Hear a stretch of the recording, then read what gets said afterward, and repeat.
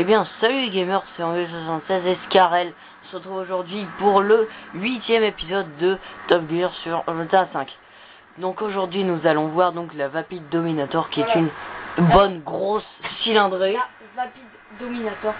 Donc moi, je vous dis clairement, c'est ma voiture petit budget préférée. Je vous le dis, mais clairement et simplement. Alors, petit budget, c'est vrai que bon, elle est pas super chère. Moins de 100 000. Les voitures petit budget pour nous, c'est les voitures qui sont à moins de 100 000. Et donc c'est ma voiture préférée dans les voitures qui coûtent moins de 100 000. Alors j'espère dans cette série découvrir des voitures que j'ai pas découvertes forcément. Mais celle-là c'est ma préférée, donc je vais être obligé de mettre des très bonnes notes parce que j'adore cette voiture. Ah, moi aussi. C'est une grosse cylindrée, mais elle mérite aussi à la fois le sportif parce qu'elle est d'une rapidité magique. Donc on va faire un petit tour sans parler. Alors qui est... Attends, on va faire un petit tour sans parler juste pour écouter le bruit de cette grosse cylindrée. C'est parti.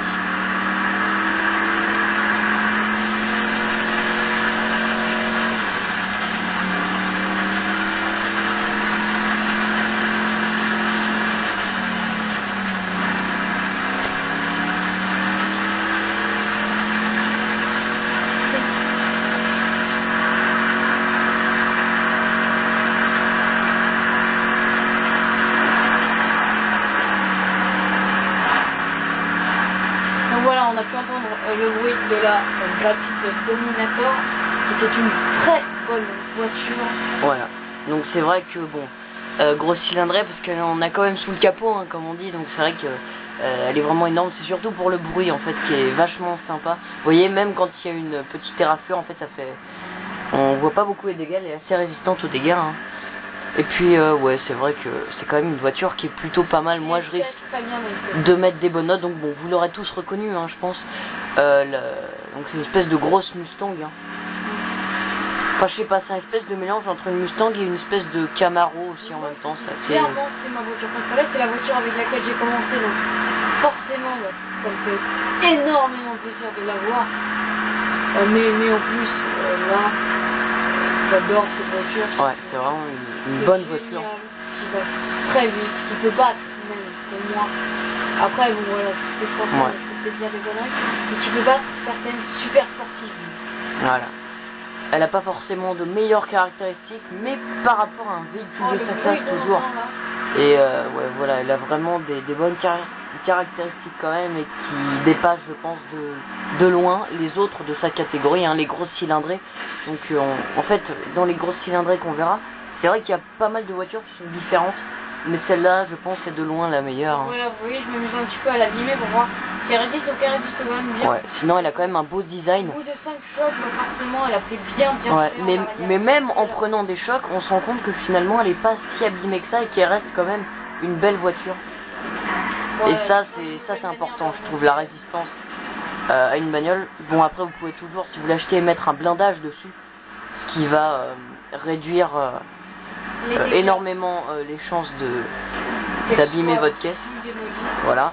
Mais bon, même sans le blindage, on se rend compte qu'elle a quand même une grosse résistance au choc. Parce que là, alors comment je vous expliquais que toutes les voitures, à la fin de la vidéo, on prend les voitures qu'on trouve sur le bord de la route et on les fait en vidéo. Ouais, donc c'est-à-dire que c'est complètement aléatoire, on sait pas à l'avance ce qu'on va faire, ce qui veut dire qu'on peut très bien se retrouver avec, par exemple, bon, une sportive et puis un SUV.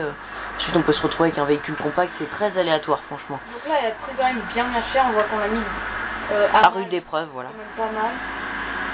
Mais voilà, on sent bien que c'est voilà, donc niveau drift aussi, on n'avait pas testé. Si. Alors, niveau drift... elle est plutôt pas mal. Hein. Elle a du mal à freiner, c'est le seul bémol. Elle a un peu de mal à freiner. C'est vrai que ce genre de voiture, les grosses cylindrées, quand elles sont lancées comme ça, quand elles sont déjà bien lancées, elles ont un peu de mal à... Attends, la tape pas trop quand même. On a dit pas de violence. Voilà. Donc on va passer du coup tout de suite aux notes. Hein. Donc déjà les notes de design premièrement. Donc pour les notes de design, donc moi niveau esthétisme et beauté, moi je mettrais... alors tu vas peut-être me trouver un peu trop gentil, mais je mettrais je pense un 9. Ouais, c'est vrai que bah, moi je suis tout à fait d'accord avec toi. Je vais mettre un 9 aussi parce que c'est une voiture que j'adore vraiment beaucoup, comme je vous l'ai dit. vous avez pu le comprendre dans les débuts de vidéo et tout ça, j'aime vraiment beaucoup cette voiture et elle mérite des applaudissements. Voilà. Forcément, parce que c'est une très très bonne. D'ailleurs, on va faire un peu comme dans, je sais plus quel jeu, je vais pas le Golden Buzzer, voilà. C'est ma voiture préférée. C'est ma voiture préférée. Donc voilà. Tout celle qu'on va présenter. Pour l'instant. C'est une de celles que je préfère. Donc c'est sûr qu'elle a pas la gueule d'une sportive, donc c'est vrai que design, voilà, neuf, ça peut paraître un peu beaucoup, mais c'est vrai que on compare pas forcément par rapport, parce que forcément des voitures parmi les super sportives, il y en aura forcément qui seront plus belles que celle-là, mais celle-là elle a quand même une gueule extraordinaire pour un véhicule de sa classe, une grosse cylindrée, c'est vrai que c'est la Mustang est vachement réussie, et puis rien que pour le côté sympathique du véhicule, franchement génial. Donc voilà, on va passer du coup aux performances. Voilà, donc les performances, c'est une voiture qui est très rapide, qui fait un bruit qui est extra. Ah, le bruit exceptionnel. Moi, je vais mettre un 9 aussi. Ouais. Pour ça, pour les performances de la voiture. Alors moi, en comptant, alors pas seulement la vitesse, mais aussi je pense, alors le freinage, petit bémol de la voiture. Ouais. Tenue de route est parfaite par contre, hein, vachement stable. Maniabilité pas mal aussi, on a un véhicule assez bien, hein, qui tourne assez bien finalement. Donc voilà, on va vite vous la montrer sur internet. Moi je pense, je pense que je vais mettre un 8 par contre. Je vais être voilà. Je vais mettre une note de 9. Une moyenne de 9 sur 10 qui est excellente. Excellent pour une voiture. Voilà, moi je mets le Golden Buzzer, tu peux le mettre aussi, hein, si... Ah bon, moi je mets forcément... Voilà. Si voire ma voiture préférée. Si j'avais un chapeau, je l'enlèverais là. Je dirais même limite dans le jeu, c'est une de mes voitures préférées. Ah, clairement, je vais pas vous le cacher. La Vapid Dominator qui est là, voilà. Ici, donc, 35 000. En plus, ça coûte que 35 000. Alors moi je vous dis, allez-y, n'hésitez plus, achetez-la. C'est pas seulement un conseil qu'on vous donne, c'est limite, c'est un gros conseil d'amis, voire même limite une obligation. Elle est qu'une 2 places, et c'est pas une super sportive, mais franchement elle est géniale. C'est d'une autre voiture qui est franchement géniale, qui est ma deuxième voiture. Voilà, qui s'inspire de la Maserati. Voilà.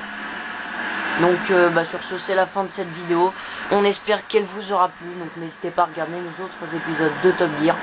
Et on vous dit à tout de suite sûrement dans une prochaine vidéo. Voilà. Allez, salut tout le monde.